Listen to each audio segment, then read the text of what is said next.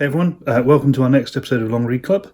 This video features Mikhail and Jeffrey from Pavel Pevner's lab at UCSD. They're talking about Flye, which was released just recently and published in Nature Biotech. Nick and I are going to chat with Mikhail and Jeffrey about their work, but this begins with Mikhail just giving a presentation of all that he's done.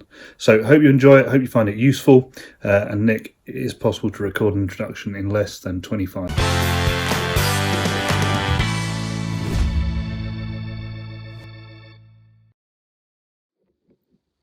Hello, my name is Mikhail Kolmogorov from UC San Diego, and in this video I am excited to share with the audience of Long Read Club our most recent results. I will be talking about how to apply repeat graphs for long read assembly. And I want to start from a brief history of the topic. In single read sequencing era, overlap graphs appeared as a very intuitive approach, and that is, if you have two reads that overlap, then you put an edge between the corresponding nodes in the graph. And this gave rise to a numerous number of assemblers such as Celera or Kabok, and some of them are still being used in the present days. And later, in the second generation sequencing era, machines started to produce massively parallel reads, and it turned out that computing all versus all overlaps is very expensive. So the different graph approach appeared as an alternative, and gave rise to many new assemblers such as Velvet or IPs or Spades. And now we are entering into the new long read sequencing era. And it's already a few overlap level consensus have been implemented, and different graph assemblers are somehow lagging. But in this work, we will attempt to fill this gap. And I will try to convince you that a good assembly is not just a set of contigs, but assembly graph also carries a lot of useful information. And just a few examples how the graph can be used. For example, it could be used for scaffolding or hybrid assembly. It could be used for segmented duplication analysis and analysis of the repeat content of your genome. It could be used for debugging your assembly. If you can visualize the graph, you should be able to tell where your assembly made a wrong decision and you can hopefully fix it. Haplotyping. Alternative haplotypes induce bubbles on the assembly graph, which could be later used by the haplotyping software. And finally, assembly graphs answer the question why your assembly is not complete. Perhaps it is a long unresolved repeat, or maybe it's a gap in coverage, but by looking at the graph, you should be able to tell what went wrong and plan additional finishing experiments. So as an example, here's an assembly graph of an yeast genome assembled from Oxford nanopore reads. And black edges correspond to the unique sequence, and colored edges are unresolved repeats. So those black edges will be your contigs. And I wanted to highlight some other useful features of this graph, such as these two nodes correspond to telomeres. They have either high in degree or high out degree. There is this node that corresponds to unresolved copies of Taiwan transposon that is abundant in this yeast strain. Those are separate complete chromosomes. And sometimes even the repeats are unresolved, they're not breached by reads. The order of the unique sequence is defined through the graph structure. And this information can be used to further scaffold this unique sequence. So I hope I convinced you that assembly graphs are useful. And ideally, we would like to use deep Bruin graphs, but it is somewhat problematic for long reads because the Bruin graphs rely on exact k-mer matches, and long reads have this high error rate, so it's simply not enough shared k-mers. Instead, we propose to use repeat graphs, which intuitively is the Bruin graphs for approximate matches. We want, given a genome, we want to collapse the repeats as shown in the slide and reveal the repeat structure. I will give you an example how we can construct this graph from a complete genome, and then I will explain you how can we use this algorithm to actually assemble reads. To build this graph from a complete genome, we will start from a pairwise representation of repeats, which could be visualized as local alignments on a dot plot. So in this example, you can see that there are a few repeats in the genome, which corresponds to the diagonals on this dot plot. And there's also a main diagonal that corresponds to the alignment of the genome to itself. What we will do, we will iterate through the endpoints of the alignment. And for each endpoint, we will project it on the main diagonal, like shown in this figure, based on its x and y coordinates. And we will continue with the other endpoints. And also, we will cluster the projections that are close to each other on the diagonal. And also, the endpoints that originated from the same alignment end will share the color, like this. All these new created points are blue. And we will continue this process. And after we're done with all projections, the main diagonal will contain the nodes, the endpoint clusters, and the sequence between them. So, and all we have to do is basically to glue the nodes that share the same color. And will result into a graph that looks like this.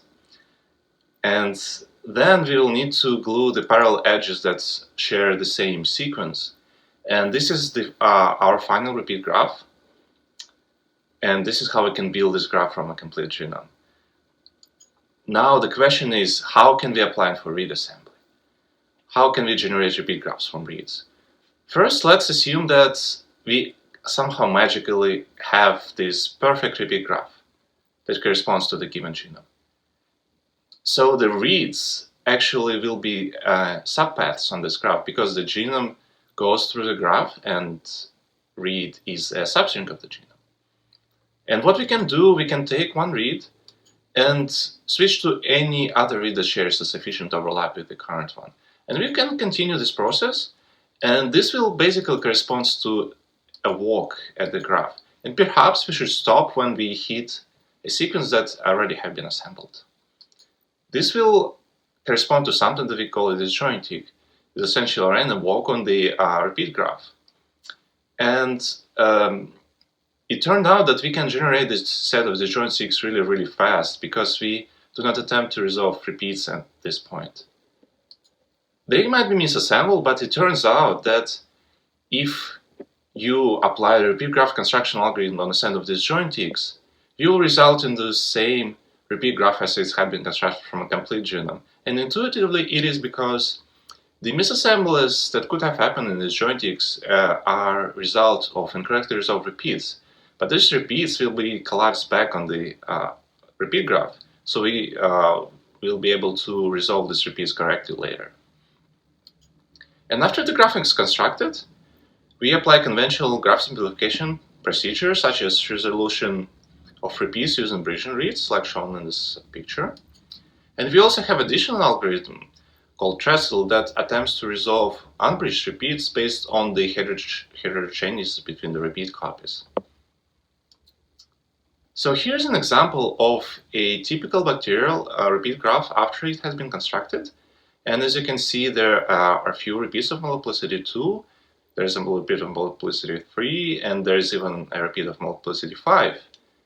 And here's how this graph looks after repeat resolution. So most of the repeats have been resolved, and those that are left are simply very long, of length 33,000 base pairs. And this is basically a result of your assembly, and the black edges will be output as contigs. So all these algorithms were implemented into a Flye assembler, and the name of the tool is basically a tribute to French mathematician Camille Flye Saint-Marie, who was actually the first to prove the existence of what we now know as De Bruijn sequences for the alphabet of size 2, and this was later acknowledged by De Bruijn himself. And finally, I want to give you some results that we were able to get with Flye, and I will also compare Flye to other state-of-the-art assemblers using Quast. And we'll measure contiguity in two metrics, two flavors. So the conventional NG50 and also NGA50, which is basically a similar metric but computed for the alignment of the contigs against the reference instead of the whole contigs. And intuitively, NGA50 could be viewed as a lower bound of the contiguity because sometimes it could be overly conservative. And NG50 is a higher bound because the chimeric fusion of contigs could artificially inflate this metric. And so here's an example of C. elegans assembly from PacBio reads. And as you can see, all assemblers resulted into a somewhat similar contiguity. Flye was a little bit better, but for this genome, we expect all assembler to good because it's not very complex. And as you can see here, Flye was also pretty fast, but Miniasm and WTDBG2 were the fastest. So we also wanted to see how different assemblers reconstruct the repeat sequence because most of the studies actually focus on the unique parts. So here we visualize the reference Miniasm and Flye contigs against the PacBio reads that we view as a ground truth. And here you can see that Flye actually reconstructed the most accurate representation of this tandem repeat. And Miniasm and even reference had reduced number of copies. And in the case of reference, this might be a sign of the differences between this target and reference strains. And this is one case, but we found other cases like this in C. elegans assembly. And I told you that Flye and Canoe produce essentially very similar sets of contigs. But here how the assembly graphs looks like. In case of Flye, many contigs actually end with tips, and which is basically means that the information is missing. And on the other hand, Flye graph have much more connections that explain why contig fermentation has happened. So this was an easy genome, but here I want to present you some human assemblies. So first, here's a human assembly from ultra-long Oxford nanopore reads, and which this dataset was recently published in Nature Biotech. So it was very exciting, very long reads, with N50 over 100 kilobases. And here you can see that Flye was actually able to get the most contiguous assembly. So NG50 is roughly 20 megabytes. And Flye, importantly, was also faster, 6 times faster than Canoe and 10 times faster than Mazurka. WTBG was the fastest one here, but perhaps it comes at the cost of reduced contiguity. And I also want to know that in this situation, nanopore assemblies still require polishing with the luminary reads, unless you have a hybrid assembly like Mazurka, then you will get good base pair quality in the beginning. So this is a nanopore assembly, but I also want to give you some results of the PacBio assembly. So this is the newest PacBio CCS data. Reads of very high quality, very similar to Illumina, but they're still pretty long. So, and as you can see, we can get very good contiguous assemblies with Flye, Canoe, and Falcon. And also the base quality measured in Fred values is pretty high for third generation sequencing. And this is also confirmed with the high BUSCO scores. And in this case, Flye was also faster than Canoe and Falcon, not as fast as WTBG, but more contiguous, as you can see. So you can assemble both PacBio and the newest PacBio and nanopore reads with Flye and get good results. And finally, I wanted to give you some preview of our new algorithm. So we are working on extending Flye to metagenome assembly, which basically brings more extra challenges such as uneven coverage distribution. And here's a MetaFlye assembly of a mock metagenome sequenced by Promethion, and this data was recently published by Nick Lohmann's lab. So this dataset contains 8 bacteria and 2 yeasts, and as you can see, Flye was able to assemble almost every bacteria into a complete chromosome, with one exception that 2 bacteria have a long unresolved repeats. And the yeast genomes also look good. And here's the same mix but with highly uneven coverage distribution. So it goes from 36 thousandths all the way to 0.0001.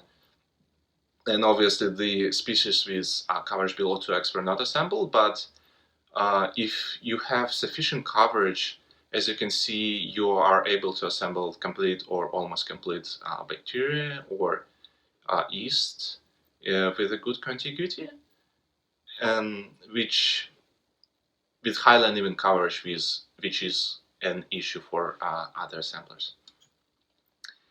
And this is it. So I wanted to thank my co-authors for their great contribution. And Flye assembly is available on GitHub. We also have bioconda packages. And the manuscript is online. So I welcome you to take a look and learn more about Flye and try it out. Thank you. My name is Mikhail Kolmogorov. I'm a PhD student at UC San Diego at Paul Pevsner's lab. And we are excited to talk to you about our long-read assembler called Flye. Jeffrey Yuan. I'm also a PhD. I just finished my PhD. I just defended a month ago. So I am a fresh new PhD from Pavel Pevsner's lab at UC San Diego. Yeah, well, congratulations on your PhD and congratulations on the paper. I think there's lots of excitement about Flye in the community, so it'll be good to talk to you. So you both are working on Flye. How are you kind of splitting the labor there between the two of you? Yes, we did split the labor, and I was focusing on the structure of the assembly. So I was basically interested in how would you stitch reads so as to get the complete or almost complete chromosome, and I did not necessarily care about how accurate the nucleotide sequence is. Yeah, and I've been working more on like the nucleotide level, the sequence level quality, and there are some additional kind of repeat resolution steps that we can apply after we get the repeat graph, and I was working on some additional methods to try to resolve repeats that are remaining after we resolve using the long reads as much as we can. We can additionally resolve repeats using variations between the different repeat copies. So that's also an additional kind of step in the assembly, in the assembler that I was working on. Looks like you guys have done a great job with it. I mean, we just watched your presentation, and it seems to be in a really nice place in terms of assembly accuracy, base level accuracy, run time. So why is it so good? What have you done? What's the innovation here that's given such a good result? Repeat graphs actually really helped to get a good assembly because they reveal the structure of the repeats, and we know exactly where repeat boundaries are, and we can accurately resolve these boundaries using the bridging reads. And also, the graph structure sometimes help. Let's say you have a simple repeat, and you only happen to have one read that's bridging one of its copy, but not the other one. Using the graph structure, you can separate one copy, and then the other copy will result into a branching path on this graph, which you can also use. You can also basically assemble into a quantity. Yeah. So to add on to that, also like the reason why our assembly is able to do well in terms of the speed and the accuracy, partially is because of constructing the repeat graph. So we have an idea, because repeats are still responsible for most of the errors in assemblies, repeats and also differences between like haplotypes. But because we use disjointics to construct the repeat graph, we're able to have a lot of speed ups, I guess, like speed improvements and memory improvements, because one of the most difficult parts of assembly with long repeats is determining which path to take through these repeats and looking at all the overlaps. And so by generating disjointics, we avoid that, and that helps us to improve the speed and memory run times for our assembler. Yes, so in terms of speed, also we do not do error correction, and this also contributes significantly to the speed improvement. where does this sort of fit into the assembly ecosystem, in terms of Canoe and the OLC methods, and obviously WT-DBG2 are kind of, how does this fit in? Right. I think the main thing is that we want to reintroduce the Brownian graph approach, the paradigm, back into genome assembly for long reads. For other assemblers, they pretty much all follow either the string graph approach, the OLC approach, but we think that still using, breaking the reads down into k-mers is still a viable option for long reads. So I think the main place that Flye will reside is that it is the current only De Bruyne graph based approach for long read assembly. Well, WT-DBG2 is sort of De Bruyne. Right. Alright, that's right. It's in the name. It needs a better name. Anyway. I was practicing. Yes, I can add that. So we basically have a good contiguity, and we're typically being faster than the assemblers that require error correction, like Canoe and Falcon, the state of the art. So I think we kind of trying to find this balance between the speed and accuracy. WT-DBG2 is super fast, and I don't think we can ever compete with Henley and his team. But on the other hand, currently it seems that we are getting better contiguity for human assemblies. And we also want to move to metagenomes. And I think for metagenome assembly, actual repeat graphs will be very useful because they can help for strain separation. They can help to resolve repeats based on the coverage differences between different strains or species. So I think there's a lot of exciting things to work on. And Jeffrey is now working on extending Flye to diploid assembly. And right, so that's one of we're trying to move Flye in other directions and try to make improvements in kind of additional things you can do once you get the repeat graph. So I'm working on using the repeat graph to identify the differences in haplotypes and generate separate haplotype assemblies. And we have additional members of the lab who are working on other extensions, like trying to resolve tandem repeats, which is still one of the major source of errors in the assembly, and also just to resolve all of the repeats, which is a difficult task, but we're working on that as well. So yeah, I mean, I think clearly, the diploid problem is an important one for many genomes, including human. And you mentioned metagenomics assembly, which is close to my heart, and thank you for using our data set in your tests, and that looks extremely promising in terms of the contiguity. But I was thinking about that in terms of the issue about the strain problem in metagenomics. If you have a mixture of quite closely related organisms of the same species, have you looked into how Flye will behave with data like that, or is this something you're looking at? We did try some real metagenomes, and the assemblers look significantly more tangled that you would get from a mock metagenome. And I think the main reason is because you have strain mixtures. And any thoughts about how you might tackle that problem? As well, they typically good, say, gut metagenome samples might be over a gigabase of the total sample sequence. And there are not too many real metagenome data sets available yet, and I think as we get more data, we can do more improvements. Yeah. Well, we definitely can send you some. Yes, actually, Sam recently sent me some assembly graphs, which he has. I think he assembled a gut metagenome. Yeah. Sample, and he was complaining that he can't open this graph in Bandage. Bandage is crashing because the graph is just too tangled. That sounds extremely likely. Yeah. I'm glad you mentioned Sam, because Sam has given me some questions to ask you specifically. So this is Sam Nichols on Twitter, who works in my group as a postdoc. The first question was, why is it better than WT DBG2? I'm not going to ask you that question, because I kind of asked you that anyway.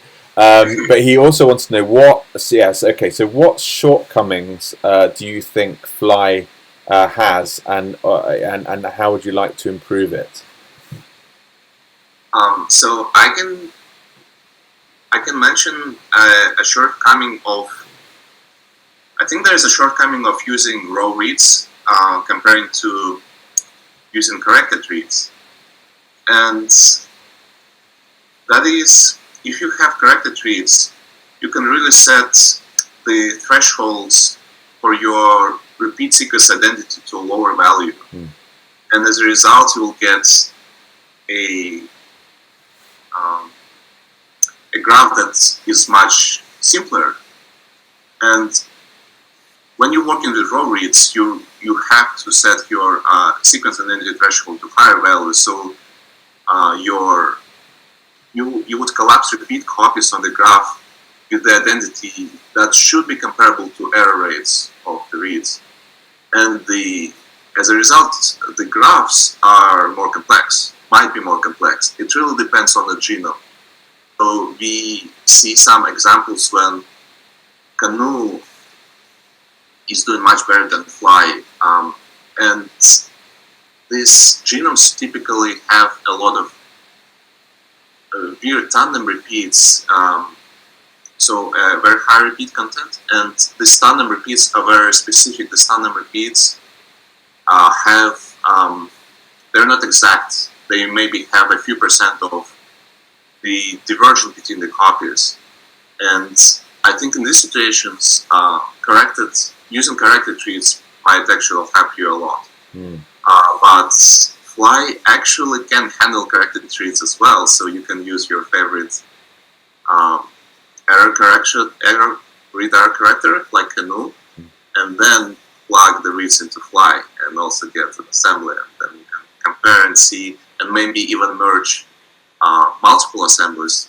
In fact, in Flye we have a mode called sub-assemblies, when you can throw a bunch of different assemblies of the same sample, and it will try to merge it and maybe even extend the context, because different assemblers might result different repeats, and if you combine the results, you can get a better assembly. So one of the questions on the live stream of your talk earlier was about whether you can use mixed data types going into Flye. So can you throw in PacBio, Nanopore, Illumina all in at once, or is that something you're planning to do? So you can, but with caution. So you can throw Nanopore and PacBio without error correction, and you can supply multiple files, and you will get an assembly. And it's not.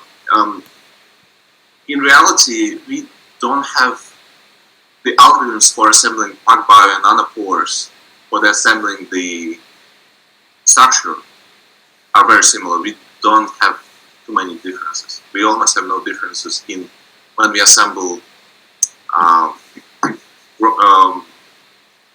the structure. But I think Jeffrey can comment on polishing. Yeah, so the thing is that when we do polishing, it depends on the error mode of the reads for what we use for the error correction polishing step. So we currently have separate error modes that we use to correct for PacBio and for Oxford Nanopore, and we don't really have like an integrated one. We can't really tell. We can't distinguish between the Oxford Nanopore and the PacBio and integrate them together into one polished assembly. So the polisher might not perform as well, and depending on which mode you select, it won't be correct for whichever reads are not included in that mode. So they'll try to do polishing. It'll probably still work, but you might end up with more errors that way. So for now, I would recommend you to run Flye on you can feed it both PacBio and nanopore simultaneously. But once you get to the polishing stage, you can stop it and then restart it either with nanopore or PacBio reads. Yeah, so split it out at that point. Which coverage is higher, and probably PacBio is preferable for polishing if you have sufficient coverage. So one of the kind of goals of this long read club, and we've got 3 years to really get to the point where complete genome assemblies are routine, and complete being perfect quality, contiguity, and perfect quality basis. So what are we missing at the moment? What's stopping us going from going right the way to end, fully phased, separated out, say human genome assemblies? Right. So I think like the two major sources of errors that still remain for assemblies, even for long read assemblies, are these really long repeats. So repeats that are longer than the length of the reads, or tandem repeats where reads can't span those repeats. For these repeats, because even though we have long reads, they're still not long enough, except for maybe with like improvements like ultra long reads, or like if we can get enough coverage with those to reliably span all of these repeats, then that would be a major improvement in being able to get chromosome level assemblies. Another thing is the haplotype divergence, so differences between different haplotypes, which leads to assembly errors. A lot of people are working in that direction, but there's still a lot of problems when you try to resolve, especially if we have these repeats and we have differences between haplotypes within these repeats, it makes the problem even more difficult. So I think those are the two main areas that still there's still room for improvement for assembly, and it's kind of standing in our way of getting complete assemblies. Yes, and I would add that sometimes you can resolve a repeat, but you might only have a bunch of reads that breach this, or you might have only one read, and then you will get your complete assembly. And the question is, how do you polish it to a high quality if you have only a few reads that you can reliably align to some difficult regions? So I think this will also be one of the challenges. So if you were kind of, what would be your advice to people if they're starting off right from scratch a new genome assembly project, sequencing project? What sort of data should they be collecting? What do they need to look out for in order to do the best possible job? So that's a good question. I think some of the most important things, if you want to get a high quality assembly, right? Let's say you don't know what organism it is, or you want to assemble it from scratch.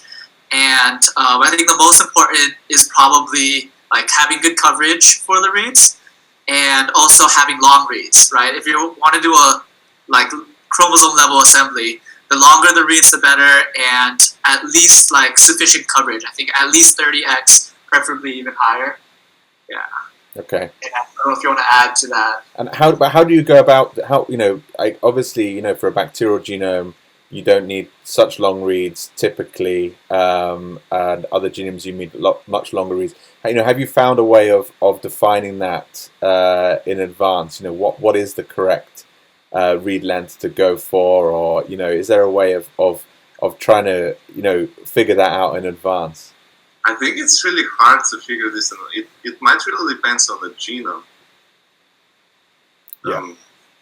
So obviously there's you want to guess in advance because you don't want to generate too many reads, because it, as I understand it, still could be very expensive. So the library prep. So do you think a way of estimating the repeat content of a genome in advance would be useful? Yes. Yes, I think that would be very useful. Would be great if you can. Repeat content and length of the repeats, especially length of the longest repeats. Yeah. Yeah, that would be interesting. I had another question for you. You've talked about the low RAM usage, the low CPU usage. But if someone is sitting down, they've got an estimate of their genome size, maybe it's a mammalian-sized genome, and they actually want to run Flye. What sort of RAM do they need? How many, how parallel does this need to be? What are the operational constraints? So for RAM, we actually Flye is, I think it's more hungry than Canoe or WTB2. For a It really human needs a new name. For a human genome, we had 30-40x coverage. We typically need maybe 700 gigs of RAM. Yeah. And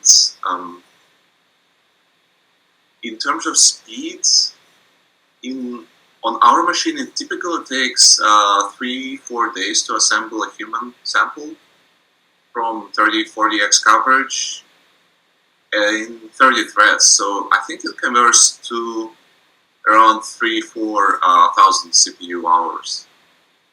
What about folks who just can't get access to the 700 gig or terabyte RAM machines? What do you suggest to those folks? So there are ways to reduce this memory usage. If you can basically, so there is a memory bottleneck at the very beginning when we generate these joint gigs, and one can use the reduced coverage of the reads to initial assembly of the joint gigs. And there is an option in Flye. You can specify the coverage of the longest reads that Flye will use. And let's say if you go from 40x to 20x longest reads, you can reduce the memory usage almost by twofold. And I know that once you're going from 500 gigs of RAM to higher values, this basically increases the cost. There's like a sharp increase in cost of the hardware. So I think with this option, it is possible to feed the assembly in 500. And I think it is further possible, especially if we will be getting higher quality reads, maybe with flip-flop based color.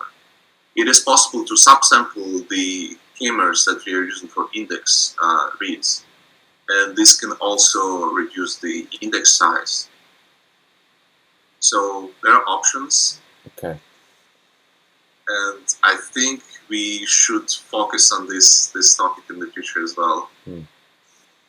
So we have a little bit different design. So Canoe is designed to run on cluster, and this basically gives you this is great because you might have a lot of machines with low memory, but you can basically spread this memory usage. Flye was designed to run on high memory node, and I think this is somewhat contributes to the speed improvements because we need to Canoe computes all versus all pairwise overlaps between reads, and this can be parallelized. In our case, we compute overlaps on demand. We do not necessarily compute all of them, and this improves the speed a lot. But on the other hand, this means that we need to keep the entire index in memory. So I'm going to ask you a couple of questions that we've been asking people, just everyone on Long Read Club, haven't we? So one question we've been asking people is, like, what is the nastiest genome that you've had to deal with in your experience? In our early developments, we actually had a very difficult bacterial genomes to assemble. Oh, okay. In fact, monospecies that have, at this time, PacBio reads. I think we were working with PacBio reads, and they were not as long as people are getting them nowadays. And it was actually very difficult to assemble these bacterial genomes because they have really long expanded time-length duplications all over the genome. Yeah, and they have like these tau repeats that I think they're basically 100. I think it's 50 base pairs long, but they're like copied 13 times, and then that's 1 unit. And those are copied like 100 times, like throughout the genome or something. So it's like many copies of these short repeats. And for one, there are like 2 different strains of these Xanthomonas bacteria, and for one of them, we were actually able to resolve those repeats. But for the other one, I think there's this like 212 kilobase duplication that is almost identical. So there's really like not much we can do about that, and it just like, always gets collapsed. So even for these bacteria, they're like pretty small bacteria. We weren't able to assemble it into a single chromosome. Well, I'm glad you said that, because everyone now says bacterial genome assembly is just trivially easy, and often it is, but it's good to know there are still some difficult ones out there to keep you occupied. And I guess that that's going to be significant for other types of repeats that are difficult to finish right now. Thinking about centromeres and say things like ribosomal operons in eukaryotes. So are they the bits of the genome you fear the most then? So plant genomes are very difficult usually. Okay, because of assembling price, and basically when I looked at the graph, it looked like there's one node in the middle and it has like hundreds of connections, and this is basically a tandem repeat that is have very high copy numbers in this genome, and this is something that might be difficult for Flye once you have this high copy number repeats. So, and diploid genomes are obviously very complex. But is it not a situation where if you just simply have long enough reads that gets resolved, or does the mere presence of those repeats introduce difficulties that are hard to resolve with your method, or so is it not just a function of read length? So in theory it is, but once the graph gets too complicated, it basically accumulates noise, and because of that, the assembler might not get the most optimal decisions when resolving repeats and so on. Oh, I see. Yeah, and also if you think about like these centromere regions that have like all these tandem repeats that are copied many times, even if you have a read that's long enough to like span the entire centromere or something, if the read has a high error rate to begin with, it's very hard to correct these regions and figure out what the sequence. Like if there are small differences between these different repeat units, then it's very hard to correct the sequence of each of those repeat copies. So I think even with really long repeats, that would still remain a problem with the assembly. So you'd need like 30x of entirely centromere spanning reads, and that's obviously quite tricky to get right now. Okay. All right. Well, it's good to know there's still some. It's not just a question of getting longer fragments. Then there's also some algorithmic challenges to work on. I think so. We recently heard Adam Philippi talking about this telomere to telomere consortia, and they're actually producing exciting human assemblies. But it seems that the telomeres and centromeres theoretically could be assembled from the reads that we already have been generated, and otherwise it would be very difficult. So I think they are a few megabases in size. So I think it would be very difficult to generate reads this long. So we need to figure out a way to assemble them without reads spanning the centromeres in full. Okay, interesting. So you fancy looking at that, maybe? Yeah, we actually have one of the lab members in our labs working on that problem, and it's very difficult. So we've been experiencing a lot of the challenges. But this is definitely a very new challenge in long read assembly. So I think focus is shifting from assembling the entire genomes Just the structure of the genome. in general to assembling some particular or difficult to assemble regions, important organisms such as humans. So it's kind of like a targeted assembly almost. And, Yes. and some people are now speculating that, in the future we might be using de novo assembly in the clinic for human genetics as a particularly as a way of discovering structural variation. Can you imagine that? And is Flye targeted at maybe a clinical use one day? It's gonna be a long way. Yeah. Some volunteers shared this great analogy with genome assembly is very similar. It's somewhat similar to people landing jets on the this. On aircraft carriers. Yeah, that was you and Bernie, I think. Yeah. So they make it look easy. There are many ways how this process can go wrong, and to apply it in clinics, I think we really need to work on how reliable and consistent the assembly results are.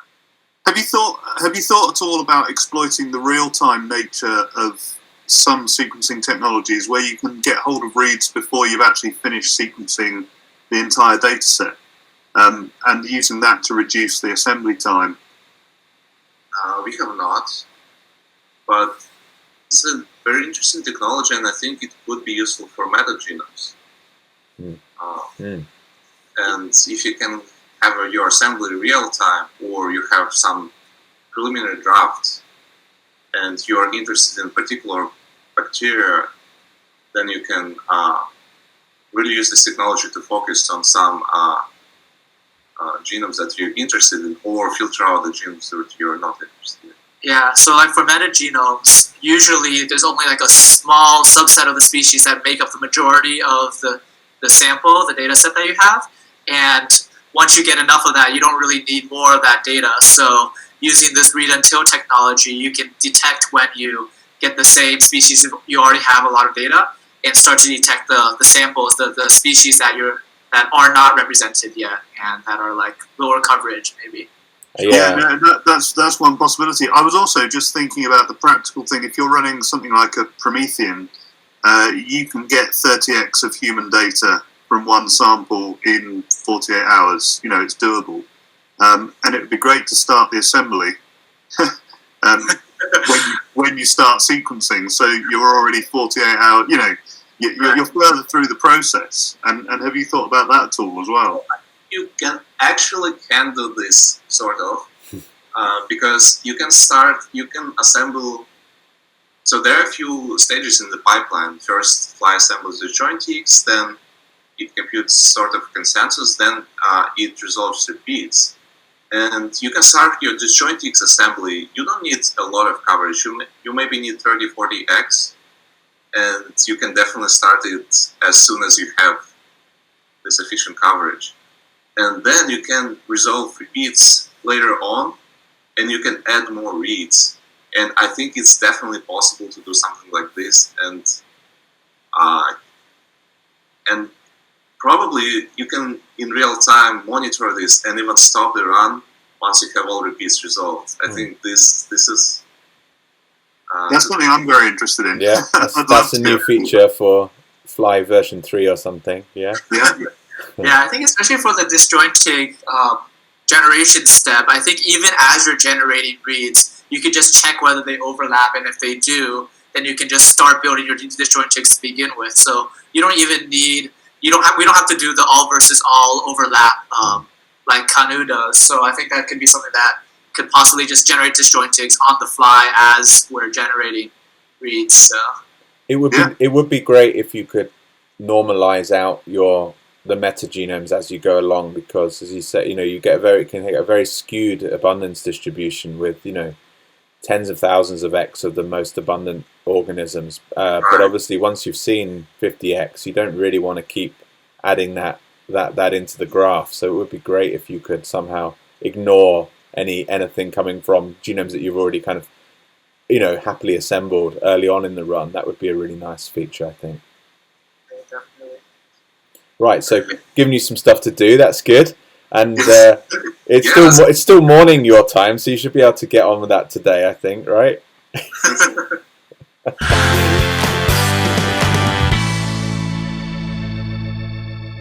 And then give us your best pronunciation of De Bruyne, and we'll get a Dutch person to check. What did I say, De Bruyne? De Bruyne, Right. maybe that's the best I can do. We'll go and run that past a friendly Dutch person and see what they think. The name of the mathematician is Nicolaas de Bruin, so that is de Bruin. Bruin means brown in Dutch, so you can also call him Nicholas de Bruin.